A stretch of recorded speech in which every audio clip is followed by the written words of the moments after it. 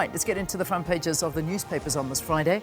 Mail and Guardian is up first, and Mail and Guardian, Malema's darkest hour. A lot of the papers focusing in on this one, so they take a big one here. Then there's another one in the corner, Guarube eyes top DA post. Yeah, remember that they're having their elective conference coming up, so that's an interesting one. Dr. Pakeng, the maths behind the 88% matric pass, and tensions rise in ANC leadership race. And then, of course, the Vaal crash, tears for the kids who didn't have to die. No, they didn't, but unfortunately, their memorial today and their burial this weekend. Very, very sad. All right, that's the front page of this week's Mail and Guardian. Let's have a look at the Business Day now. Business Day saying state aid drugs, state aids drug suppliers fall into business rescue. And this is a dramatic story where the health department is now scrambling to secure suppliers after two tender winners falter. And these two pharmaceutical companies that won the slice of the health department's latest AIDS drug tender are in business rescue and have been unable to supply the state. That's dramatic, it really is. We're looking at the rand in demand. It's crazy at the moment, isn't it really? It's the rand reached its best intraday level since August 2022. This morning it was at 16 rand and 11 cents against the US dollar. So this is what we're looking at. And Sasol powers on, best performer on the JSE after a promising guidance update on full year fuel sales volumes. So that's looking very, very good at the moment. And yeah, that's Bongi warns of trench warfare against the stormers. AMSA, IDC buyout talks lift hopes for jobs. And of course, focusing on geopolitics, Trump's peace board tests global order. That's the Business Day.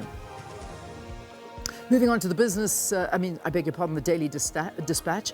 Roads closed, buses roll in as Malema returns to court. A sea of red as hundreds of supporters flood East London ahead of proceedings in the firearm case. We're there, we've got you covered on that story, so stay with us and we'll lead you up to the start of that pre-sentencing hearing here this morning. Officials suspected to be linked to cable theft, the rights and wrongs of pruning old trees they focus in on as well, and BSA finally strips Mkhaleni of Eastern Cape belt. So that's got to do with boxing. All right, let's leave it there.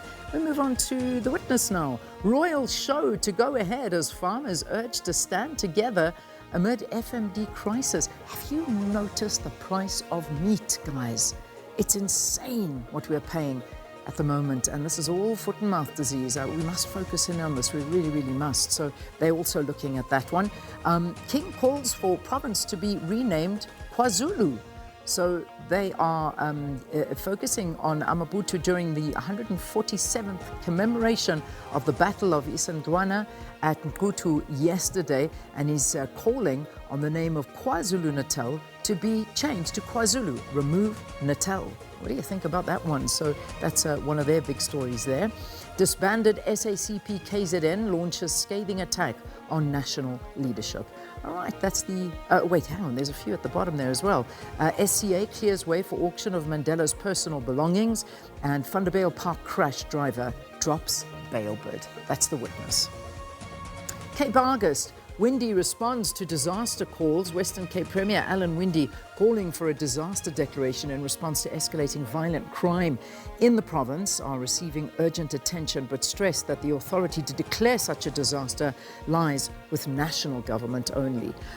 Then, of course, there's supporters out there, activists gathering outside the U.S. consulate yesterday to call for the release of Venezuelan President Nicolas Maduro and First Lady Celia Flores. Organizers from the Revolutionary Alliance in the Western Cape said that the mass action was held in solidarity with the people of Venezuela and opposition to U.S. sanctions and military intervention.